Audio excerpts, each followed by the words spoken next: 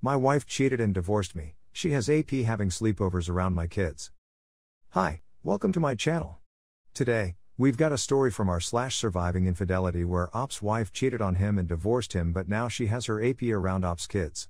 Before we start, if you have any personal stories of how you got out of a toxic relationship with your cheating wife or girlfriend that you want to share, feel free to email them to me. Let's get started. Original story. Hello everyone, this is my first post here, and I'm kind of numb right now. Not sure if I got played or not. I, 26 meters, met my ex, 27F, back in 2017, knew her since 2010 but only through mutual friends, when she reached out to me via Facebook. She said she had a crush on me since high school and was recently divorced and wanted to know if I was interested in a date. I took her up on the offer and we fell in love shortly after, or so it seemed. She had a daughter from her previous marriage who was about 2 years old at the time, and we bonded almost immediately. The father was absent, according to her, and wanted nothing to do with her. Slowly, as time passed by, I became more and more of a father figure to her, and now I'm all she knows and I am raising her as my own. The trouble started when my ex told me she was pregnant 3 months into the relationship, even though she was supposedly on birth control and had her tubes tied. She lied to me about taking birth control, and after a much heated debate, we decided to keep the baby and do the best we could. This stuck out as a major red flag at the time, but I loved her and forgave her for the lie anyway because I'm a fucking moron. Our son was born on July 18, 2018, and we got married, funded by her parents, and it was a huge event. A year later and moved into our marital home, which was provided to us by her parents. We paid rent which went towards the mortgage.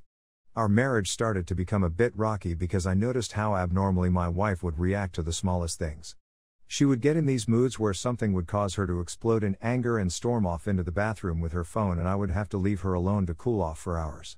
Me looking at her the wrong way is what would cause this sometimes. Anything would set her off. It was insane. One night, we got into a huge argument because she had blown all of our savings and had nothing to show for it, nor any explanation as to why she did it.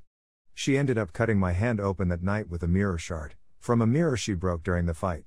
I have never threatened her or put my hands on her in any shape or form. This incident is what made us take her to see a psychiatrist, and she was diagnosed with bipolar II disorder. Years passed and she seems to be more stable because of her medication, but she's different now. She's cold, distant, and never seems to want to go out like we used to. Sex stayed pretty stable, once a week, and I kept my mouth shut after trying multiple times to talk to her about how I felt like she was avoiding me, to which she denied anything was wrong. She quit her job to voluntarily become a stay-at-home mom, and I worked full-time and took care of the children / cleaned the house / do all the chores on my off days. Even though she was distant, she would still remark about how much she loved me and how she was satisfied with our relationship. It all comes to a head about 3 months ago when she starts a new SSRI and starts burning through our savings, leaving me at home with the kids, while she goes on abnormally long midnight dog walks and starting arguments only to leave the house for hours at a time. She puts a new lock on her phone and starts waking up in the middle of the night to go to the bathroom and text for hours.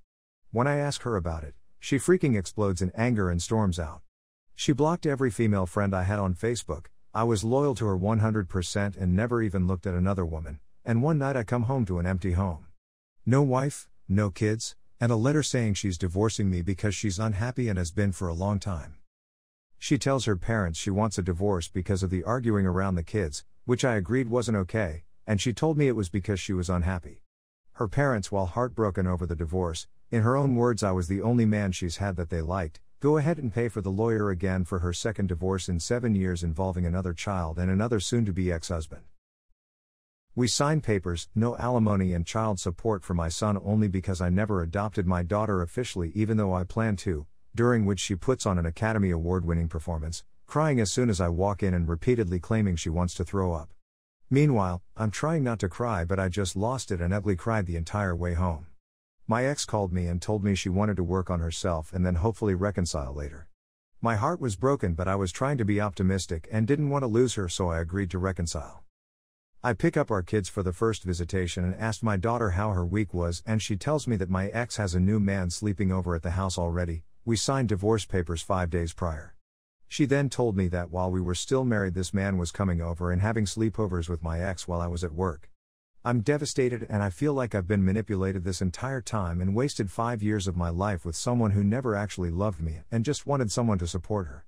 My kids are already having a tough time with the divorce and she already has her AP around them. I'm disgusted and heartbroken. Got any advice?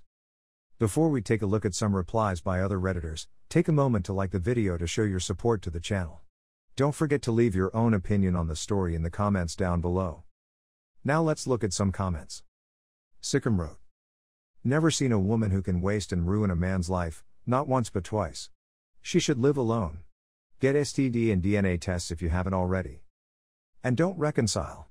She has her issues to sort through and isn't anywhere close to being in the set frame of mind for a healthy relationship." D. Reddit Avenger wrote, "Yeah, she sounds like someone who suffers from mental illness, not that it makes it any better or easier. Just that she should probably not be married to anyone. I know it's very hard, but at this point, you need to let her go completely so you can be unemotional and focus on your kids. They are gonna need you." Hygienfiggy42 wrote, "You should probably go for full custody. She does not sound like a stable person. The children will suffer and their emotional, mental capacity will be permanently damaged if you don't separate them from their mentally unstable mother." Bensel_McCrush wrote, "The problem with these mental cases is that they are incredibly addictive. You are drawn to them and want to be there for them, fix them, they're like your very own pet project. When they are not physically and mentally abusing you, their love bombing is something out of this world." Restaurant Artistic 94 wrote, "Congratulations. You are now a sad statistic like many of the rest of us. Life is about moments. That was a bad moment for you. Learn from it and bury it in the past as you take your own life back. You know why she left and she knows why she left. There is no reason you would need her to admit to it. It wouldn't matter anyway because she has no shame. Protect yourself." Tercer78 wrote, "Your ex is an incredibly broken individual. Put as much distance as possible between you two. She will continue moving through guys and provide a terrible home environment. Your kids need as much stability as you can provide because she will never be able to.